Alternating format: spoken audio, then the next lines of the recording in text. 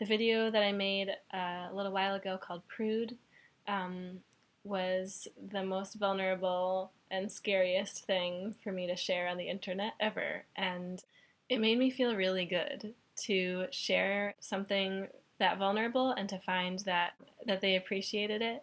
Um, it's created this feeling in me of expansiveness in my heart. And I just feel really excited to continue sharing my process with you guys.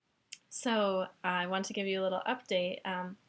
The person that I was talking about in that video who hurt me, I actually confronted him a couple of days ago, and it has been so amazing and liberating.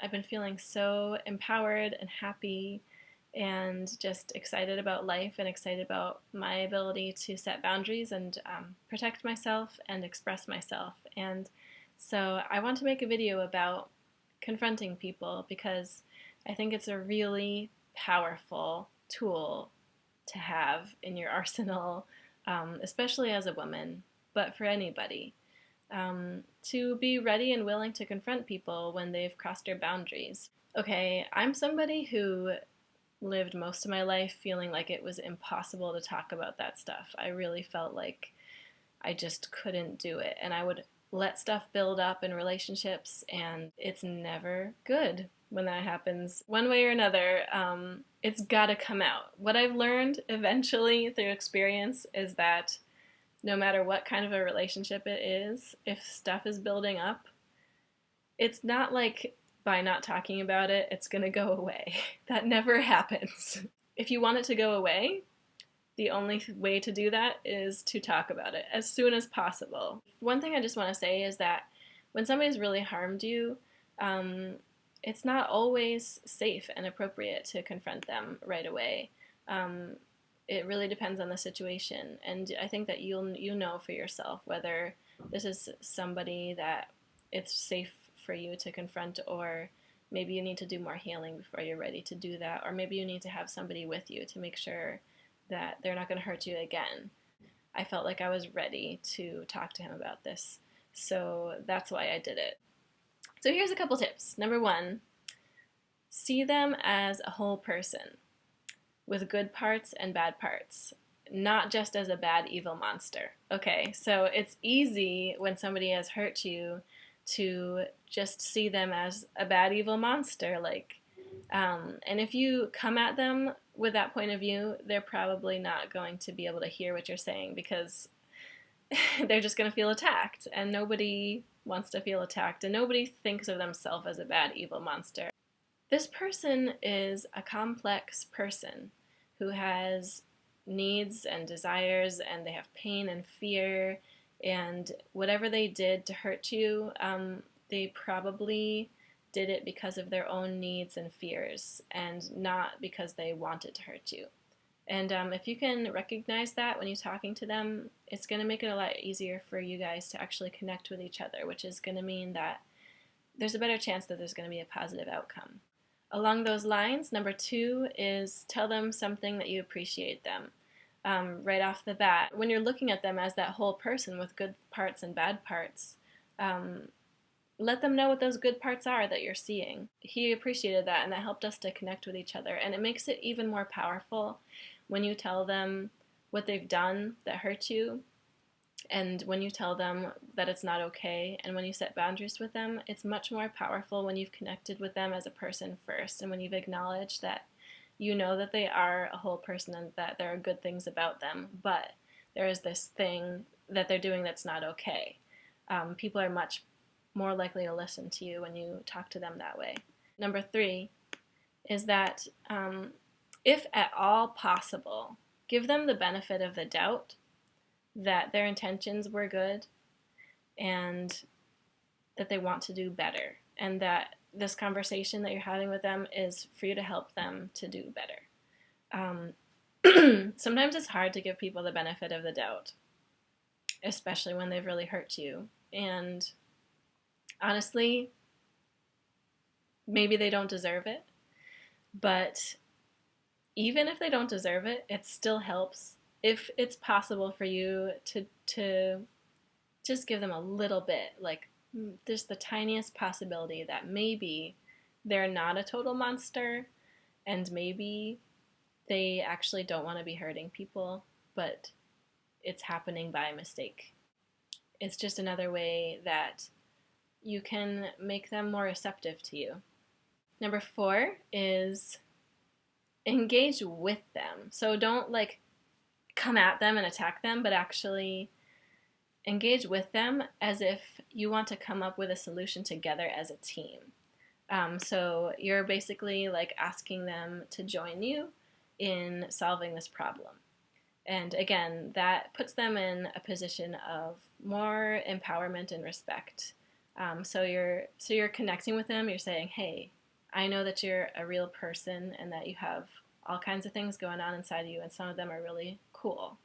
And I was really hurt by something that you did, and I would like for us to come up with a way for that to not happen again, because I'm sure that you don't want to be hurting people." It's basically like that. And then afterwards, when it's winding up, you can appreciate their courage and openness for having this conversation, because it's a pretty brave thing for them to do. I mean, first of all, it's a brave thing for us to do, to confront them. It's terrifying.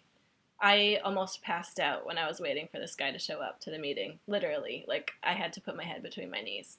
But it's also brave for them to show up, because nobody wants to hear about what they've done wrong. So you can appreciate them for that, because again, that reaffirms that you know that they're a person and that you respect them, and that makes them more likely to respect you. And number 6 is more for if it's somebody that's your friend. Sometimes you might have to confront people who you're in a close relationship with and you know they care about you and you care about them, and they're just accidentally doing something that really hurts you. In that case, it's really nice to do something fun together afterwards to affirm the fact that we're still friends, we love each other, like it's all good. Let's, like, we've talked about that, let's forget about it now and just do something fun. If they're not your friend, like in the situation that I had, then it's just over. You can just say thank you, and I hope that things go well for you, and see ya. So those are my 6 tips for confronting people. So I hope that's helpful.